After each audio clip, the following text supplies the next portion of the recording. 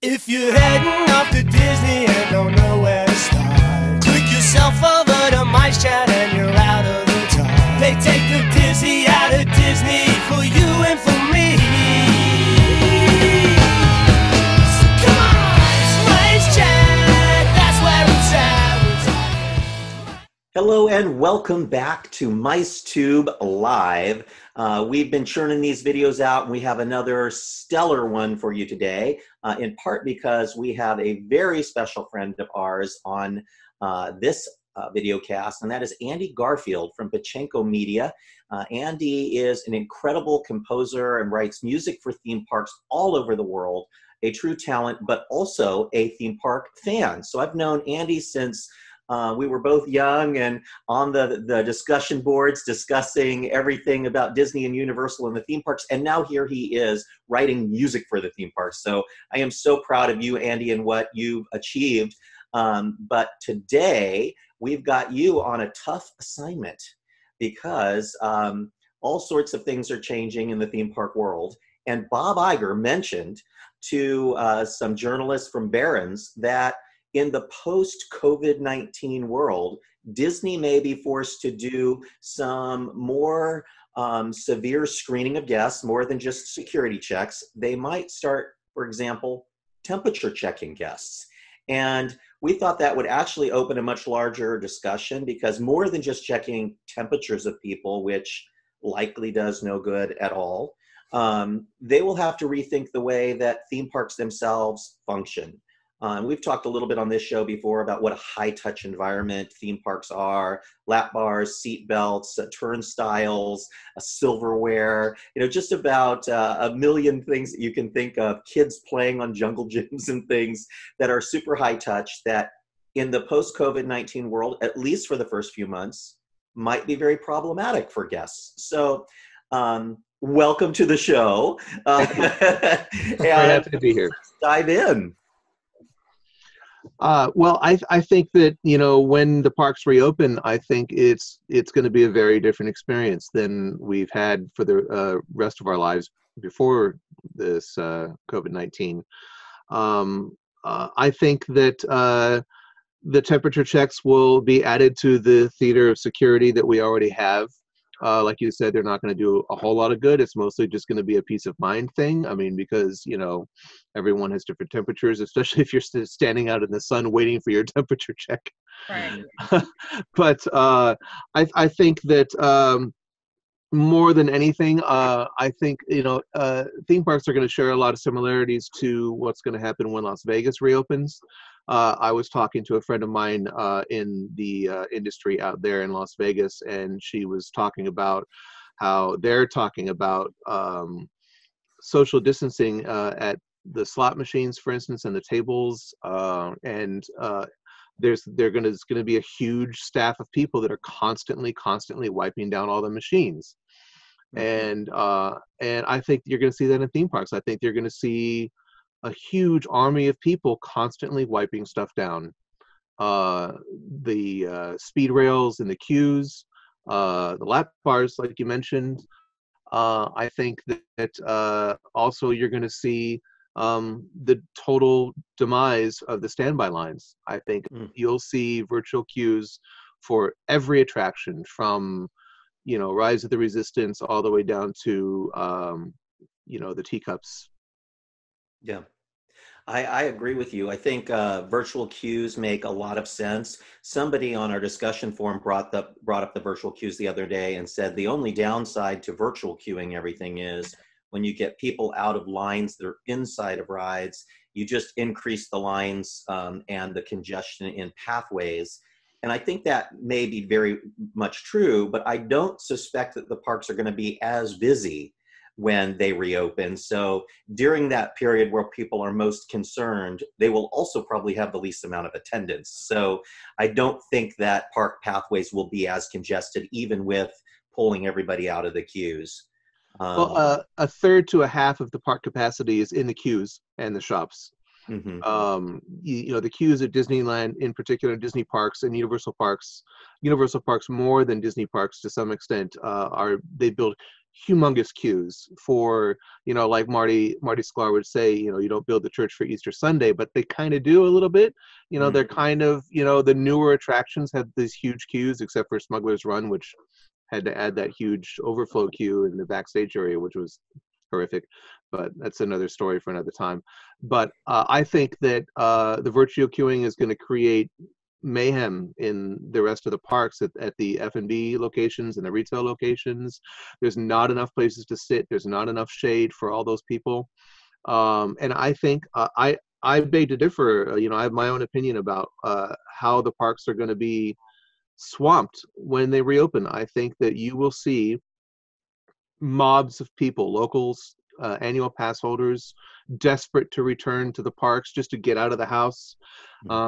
It's going to be really interesting and funny / ironic to see the parks have to pivot back to catering to locals, especially in Florida, because there's going to be essentially no international and probably very little domestic travel for years to come.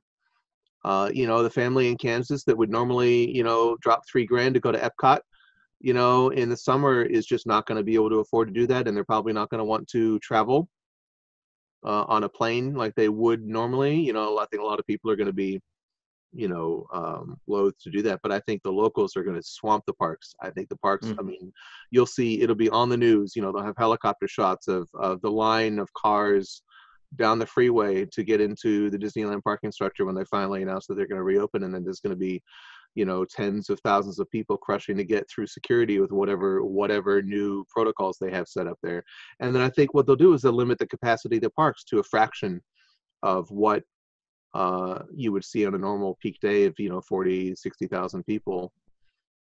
I think you could very well be right, and that's a very scary prospect. Imagine 50,000 people, which is a fairly busy day at Disneyland, all showing up under the constraints of keeping social distancing and how impossible that would be. Not just the lines at security alone, which would be horrific. You're waiting to get your temperature check in a line of, hundreds of other people, and that is unsafe. So that will be a challenge for Disney.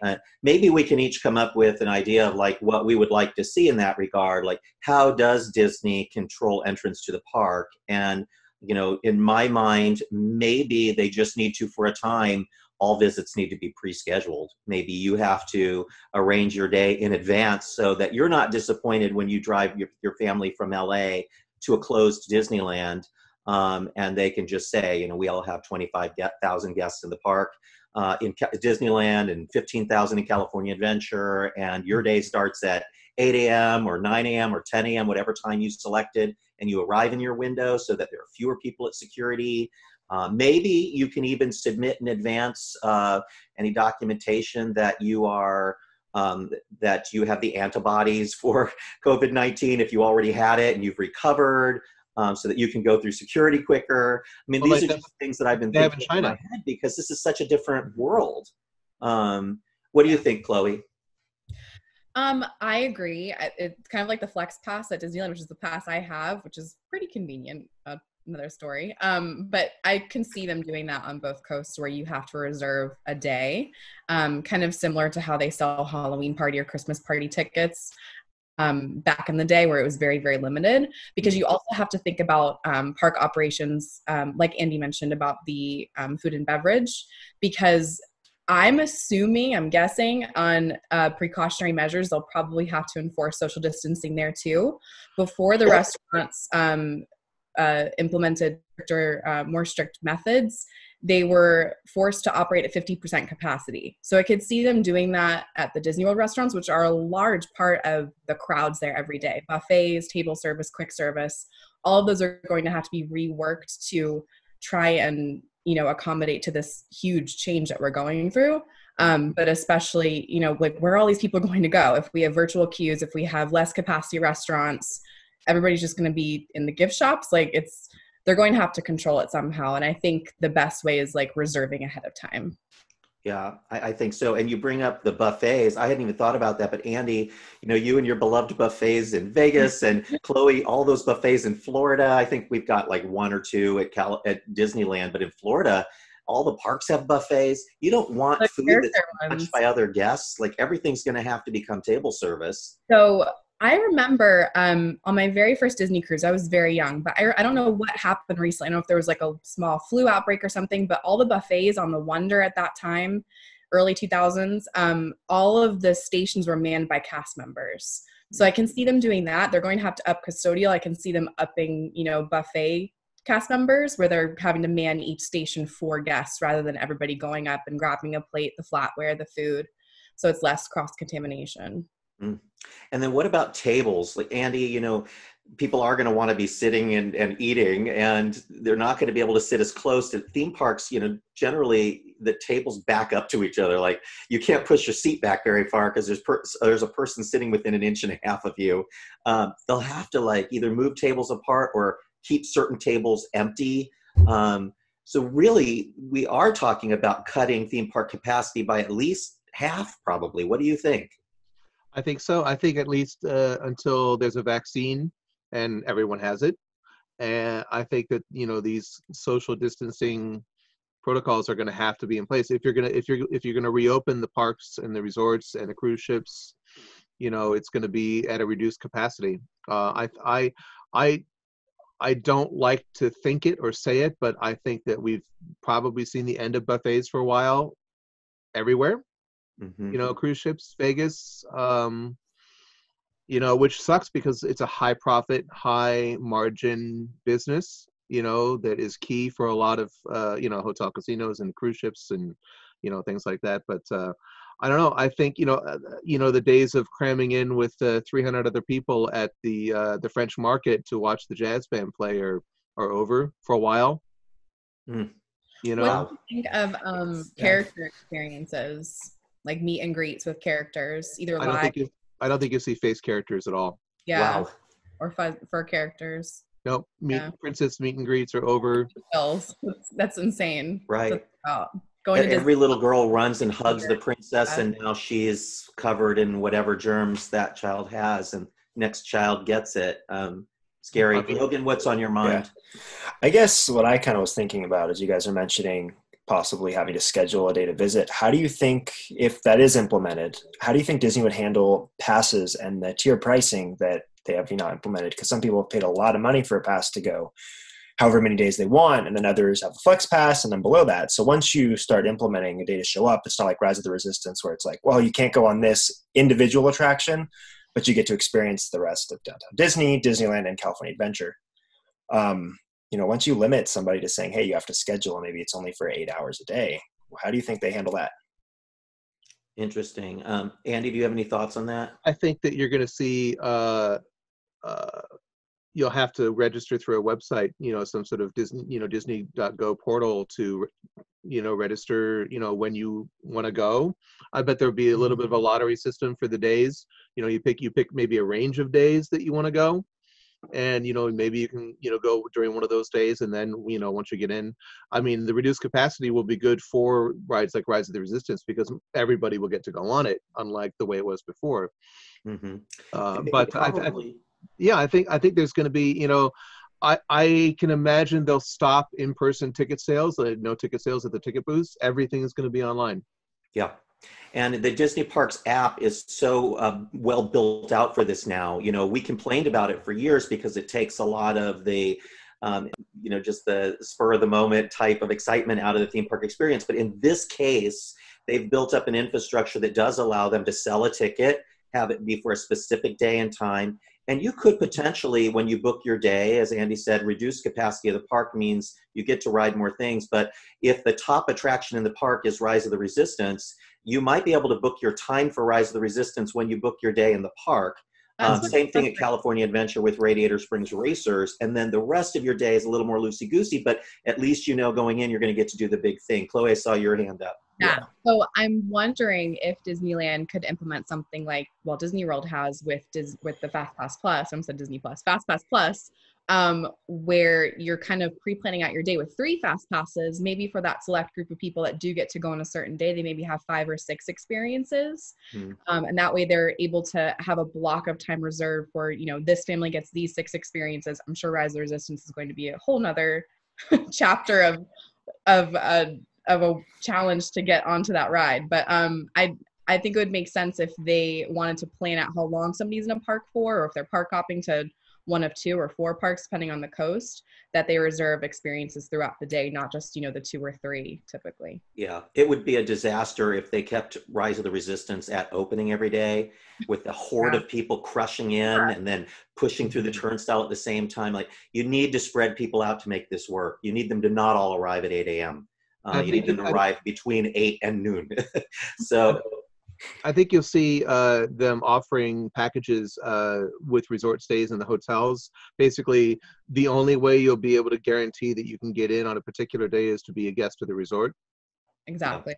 And Logan, how would Chloe's idea of reserving your fast passes in advance? So you've reserved your day in the park, and as soon as you've reserved your day, it allows you to then book a certain number of fast passes for your family.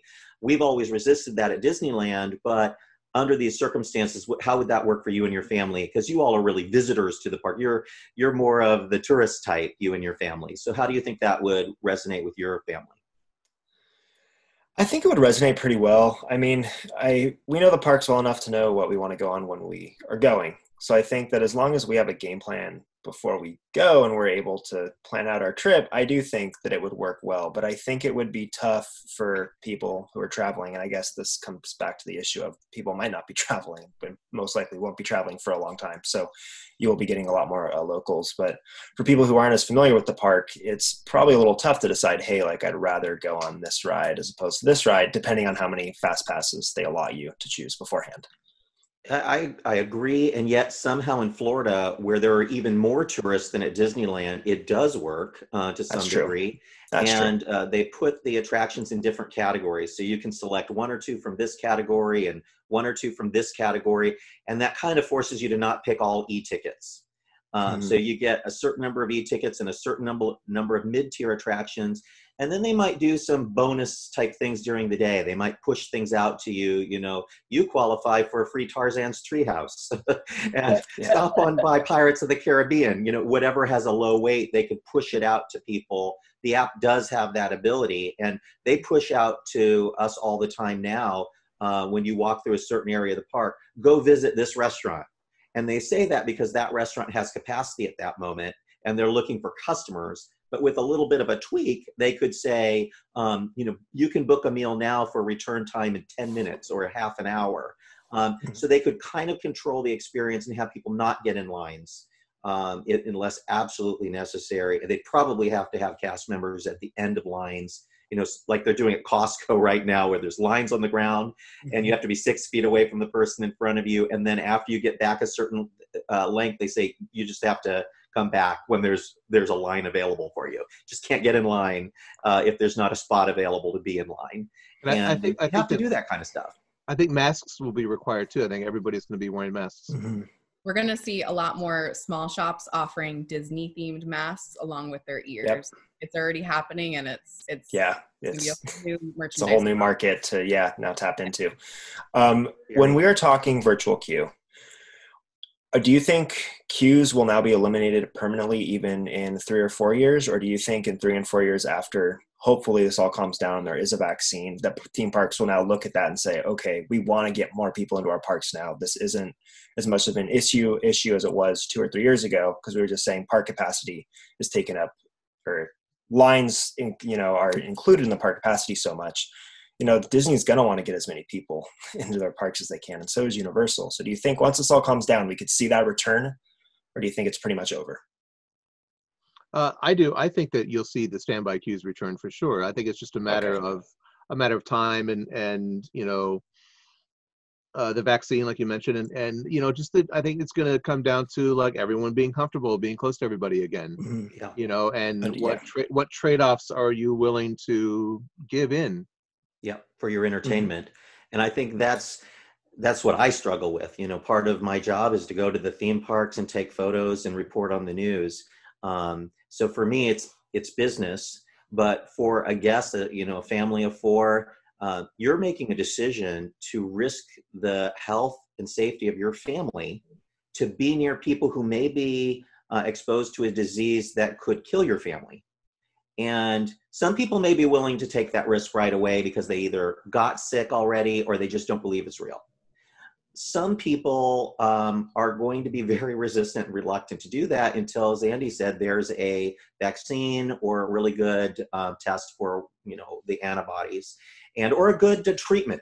If they come up with a good drug to help you get through it, where very, very few people die, then it is more like a flu type situation where it's kind of manageable. And yes, some people die if you're very, very sick, but the average person's going to be okay. And our mindsets will change. I think we're going to become more used to this as time goes on. And at some point, people are going to resist being locked up in their homes for 6 months and just be willing to take their risk. I do think that will happen eventually. It's going to be the same mentality of people who decide to smoke cigarettes in particular. Everyone, who smokes and takes up smoking thinks that it's not going to happen to them. Right. Everybody thinks, they see the warnings and they know people that have died of lung cancer and blah, blah, blah, blah. But that it is a verified psychological phenomena. I forget the technical term, but people just, and maybe it's confirmation bias, but people just think, oh, it's not going to happen to me, or, they'll stop before it gets bad or something like that. And so people are just going to go out and be like, well, I'm not going to get sick. Statistically, it's not going to happen to me. I will mention, I'd like to give an award right now to 2 theme park attractions, which I think handle guests the best and are kind of a model for how the future could potentially be designed for new attractions. One of those attractions is the awful Jimmy Kimmel ride, or Jimmy Fallon ride at Universal in Orlando. The other is Dumbo at Disney World. Both of these attractions essentially allow a certain number of guests into the building when they're called. You can enjoy your space in that building, and it could be set to any number of people they want. And then when it's your time to ride, you're called onto the ride, and there could be lines on the ground keeping you away from other people. And at no point you really have to be packed in with a ton of other people. But you get to enjoy one room, and then you're set into the next room, and then you're on the ride, and both of those attractions. And I think that is a really good model for how virtual queuing and controlled queuing can work in a way that's also guest friendly. Guests get to go inside, get to be in air conditioning. In both cases, they're entertained while they're waiting. And at neither attraction are you packed in with a lot of other guests. So the only problem with that is that most of the legacy attractions aren't set up for that. Correct. Yeah, it would have to be, this is the way when they design rides in the future or redesign rides, like Indy, you could imagine something like that in Indy, a number of different rooms, and, it's a bit of a tour, and then you end up in a big room. But if they control in groups of people as certain numbers, and they call 25 people at a time or 50 or however many it is. But I do think there are certain attractions that it could be accommodated. They could probably do it in Roger Rabbit, probably do it in Indy. And then there are attractions you just can't, like the older attractions, with just the switchback queues like Mansion and Pirates and Small World, where the lines move pretty quick and you just have to have cast members reminding you as you get in line, please keep your distance from the party in front of you. Yeah, definitely space is going to be key. But also Dumbo is a genius idea, but it includes a playground for kids. Mm-hmm. That's part of the virtual queue. So that's still going to have to be, people are going to have to be somewhere in a building together, but what are they doing is the key. Gosh, that's such a thought, Chloe. There are certain areas of the parks, I think they're just going to have to close for a while. The playground type of things, anything that you want a child to touch, would be out. So a lot of Toontown and, ball pits. I don't know if Disney has any ball pits anymore, but they definitely used to when I was a kid. No, but the fountain areas, they have a lot of those. Mm-hmm. The challenge, Grizzly Peak Challenge Trail at Disneyland, that would have to all be, it's all about kids climbing on rope bridges and stuff. So I just imagine that'll close. Andy, what do you think about theater type attractions like Frozen Live, where you're packed into a theater with thousands of other guests, shoulder to shoulder? Man, I don't know. That's sort of the $1 million question too, with theaters all over the world, movie theaters and Broadway theaters, things like that. I mean, I think that there's no easy, obvious answer to that. I think that you might even see movie theaters. Well, I know, you remember for the brief moment in time, when we started social distancing before the lockdown, like all the like ArcLight, for instance, disabled all like every third seat or every other seat. So like they put 2 or 3 seats between every seat that you could choose for like 5 or 6 days. They had that before everything just like got shut down. I think you'll probably see that for movie theaters. Yeah. But in sort of the free for all of like a Frozen Live or the Fantasyland Theater or things like that, who knows? I think, you know, we're going to look at Tokyo Disney, Shanghai Disney, Hong Kong Disney to see what they do and what people are willing to put up with. And I think the Asian market is going to be willing to put up with a lot more rules and regulations than a Western market. Yeah. You know, just culturally speaking. No, absolutely, I agree. But I don't know. I mean, I'm looking at how they open up Shanghai Disney in particular, because having been there myself, I've never had so many people pushing me and cutting in front of me in line in my entire life. Just people just like walking right past you. You're not going fast enough. They just walk through you.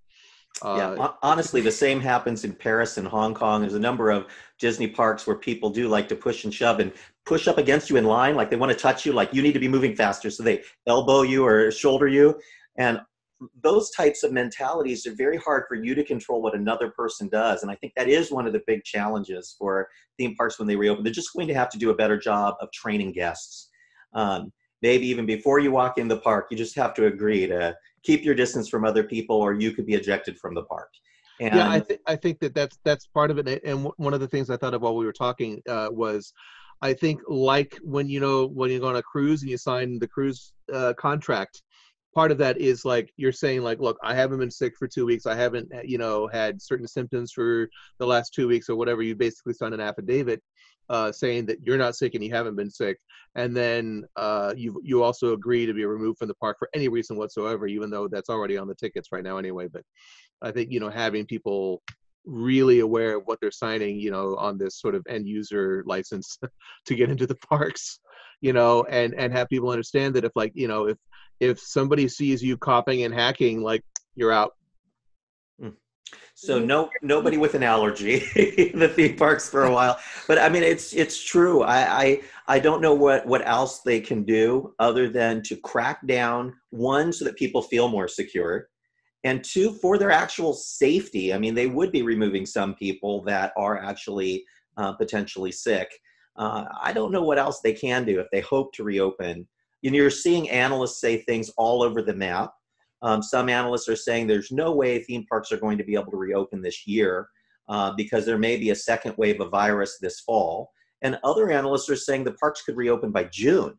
So it's really all over the map, and who knows. But Disney has to be prepared to reopen whenever their shareholders and the government says it's safe for them to do so. So they have to be prepared to stay shut down all year, but they have to also be prepared to reopen in June or July.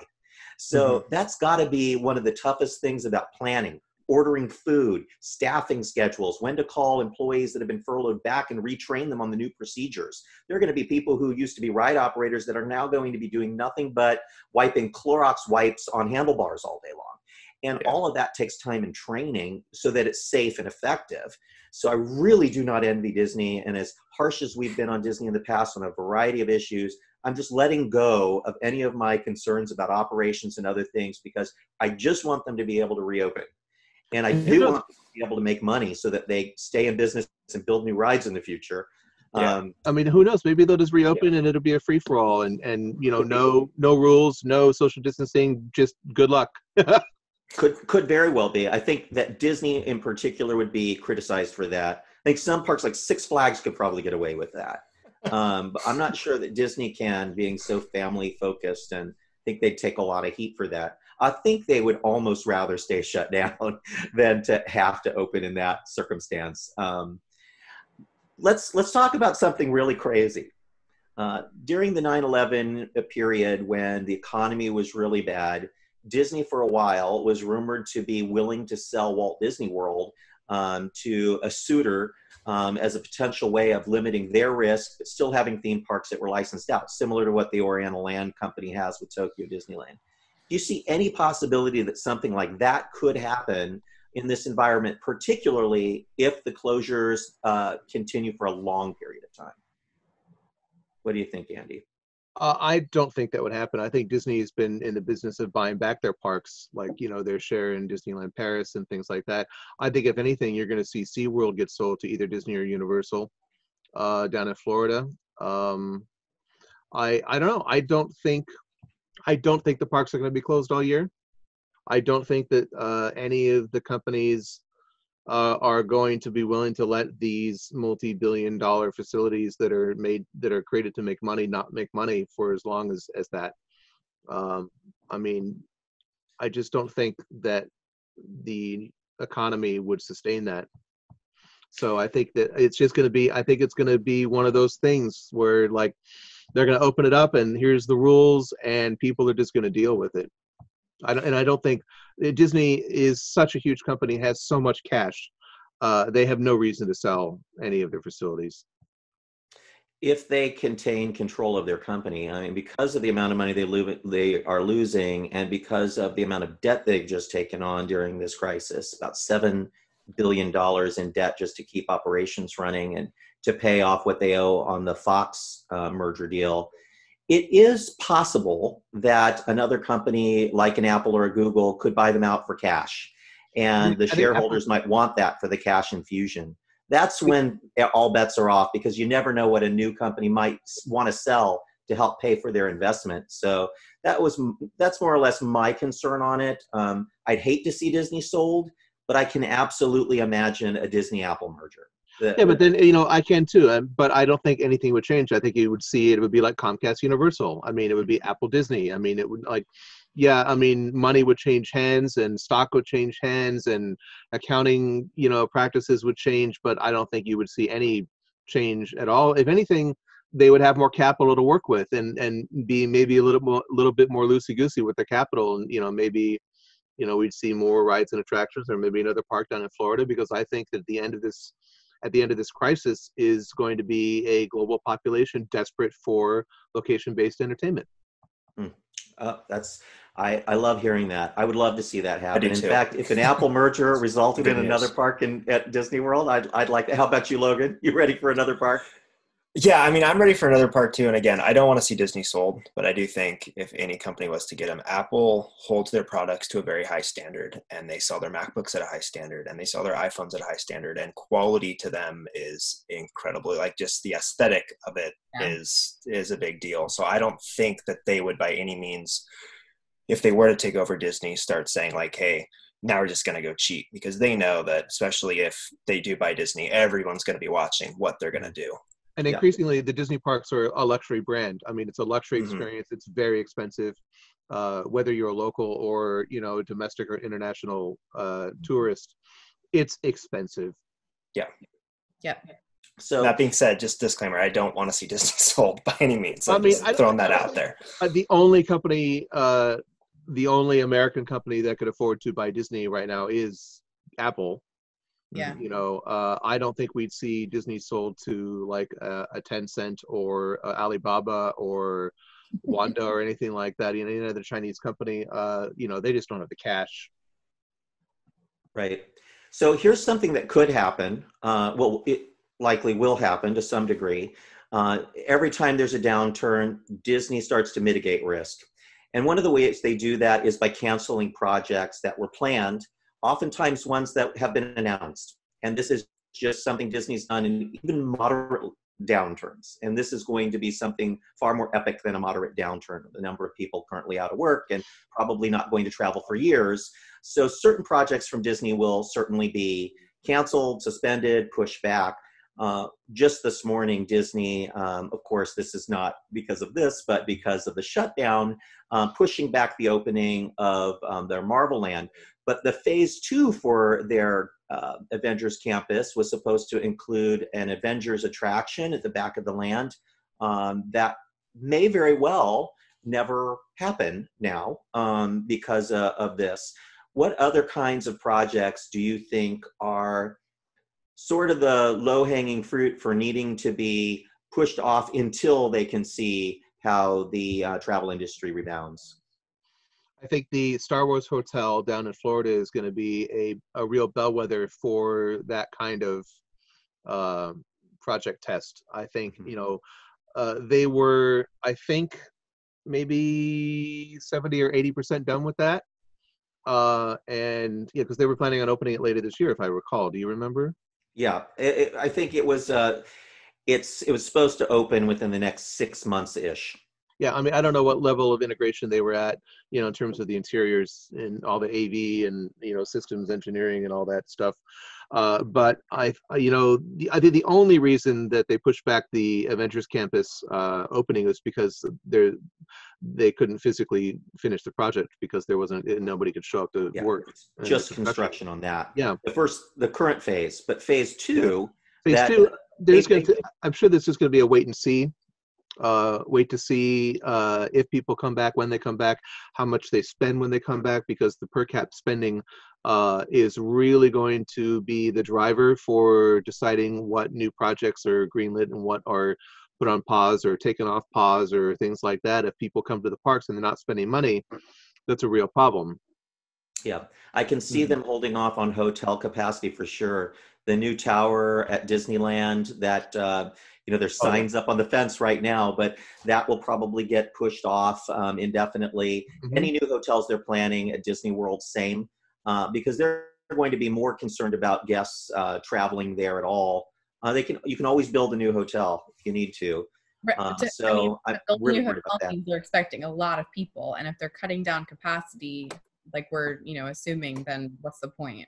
Yeah, they might even do some limiting of capacity. I could definitely see them shuttering entire towers at certain facilities. Art of Animation has all those towers. The back ones that are further away from the buses could potentially get shut down for a while. Focus on the ones up front that are easier to maintain and get guests to and from.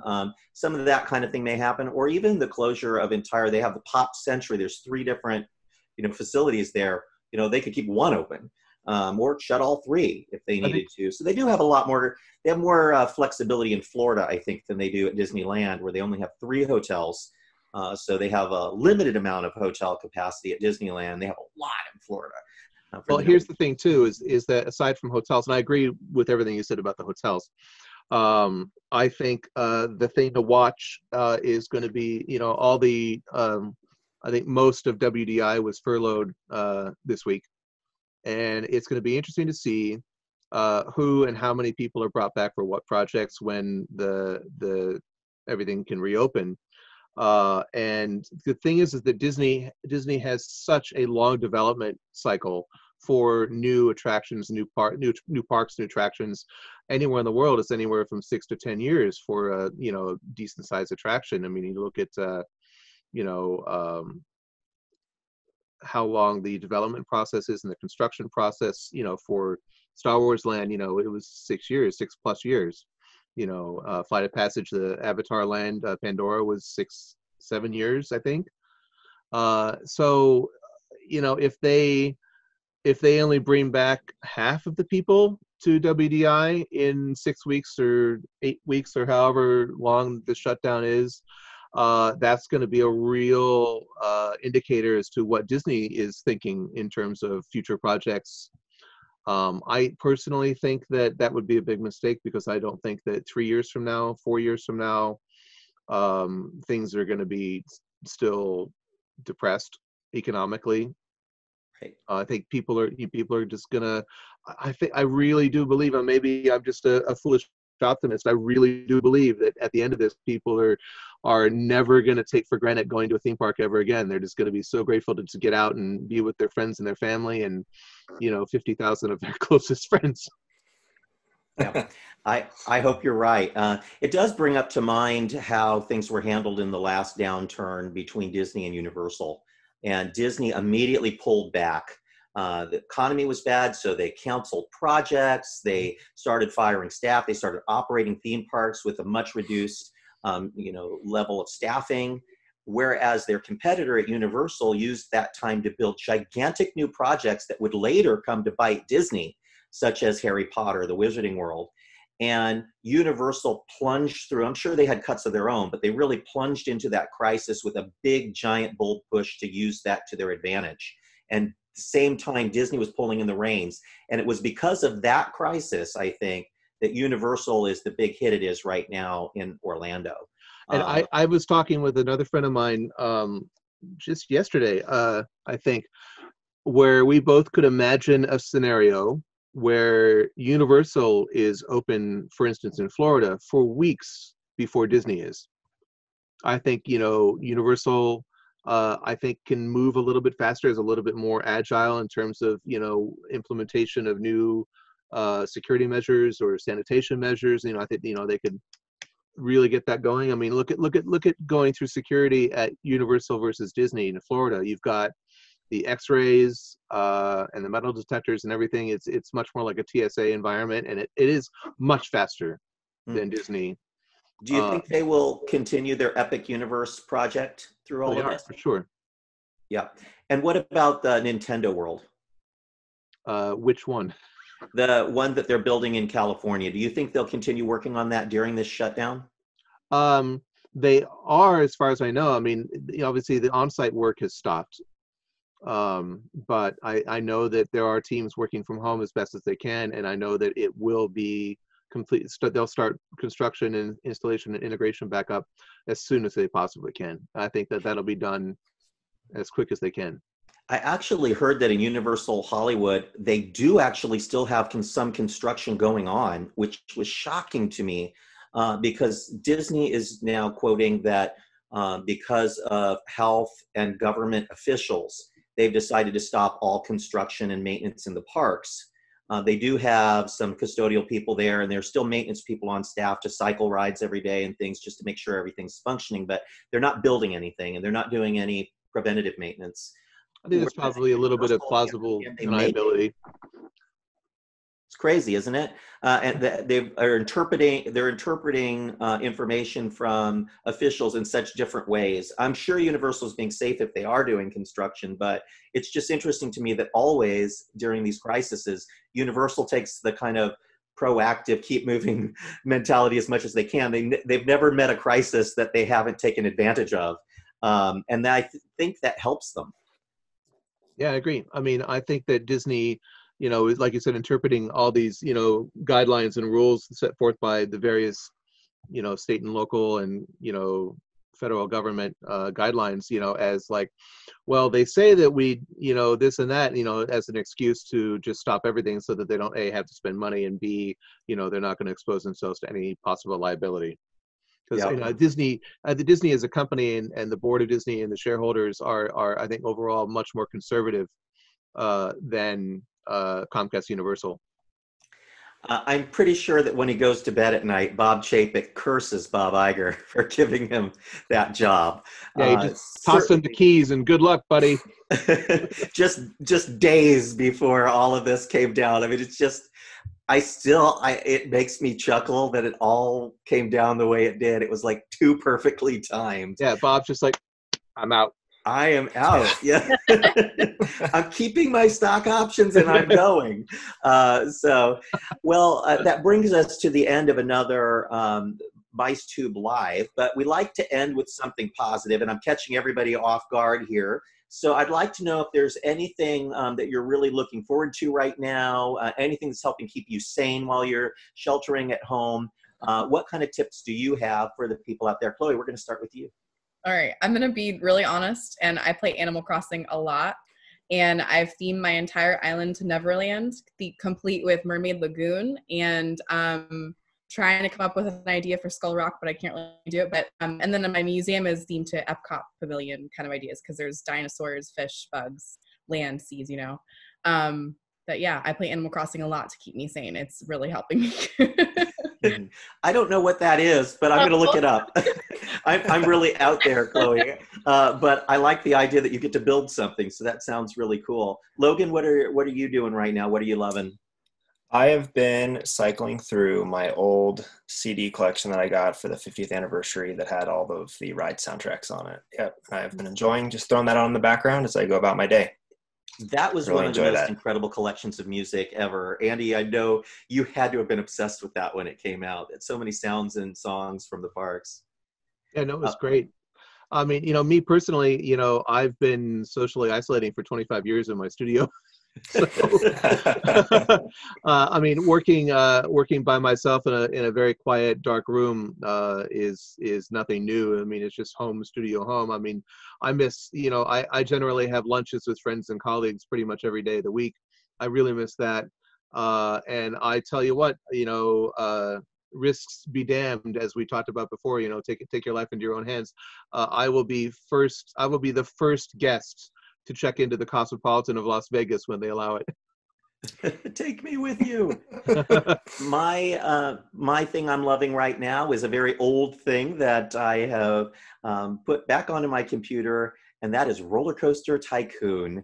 I am using this opportunity to build my own theme parks, very similar to what you're doing, Miss Chloe, with your Animal Crossing. But I really enjoy trying to make the rather strict confines of Roller Coaster Tycoon allow me to build Disneyland. And isn't that what we did back in the day, Andy? Which one? About 2 or 3? It's Roller Coaster Tycoon 3, the one that also has the expansion pack for the water parks and the zoos. So I can actually add, animals and stuff too. Well, make sure to download the custom scenery that I made for it in 2006. Oh, we should write an article for MiceChat about all that stuff. That's great. I love it. So thank you all very much for joining us again for another MiceTube Live. These are challenging times, but we make the most of it by remembering what we love most, and we're all Disney fans, so we talk about Disney. So yes, people always scream and yell at us, why push Disney to reopen, stay home, shelter in place. Of course, we're not pushing anyone to do anything that they're not comfortable with, but we're unwilling to give up our nerddom and our love of all things theme parks. So that's why we're still here. Hopefully you appreciate it. And if you do, make sure that you are following us. Click the share and like and all those buttons, and share with your friends on social media so we can keep bringing you these videos. We are still trying to find our audience, and that happens when you share us and leave comments. So thank you so much for your support. We'll be back again with you.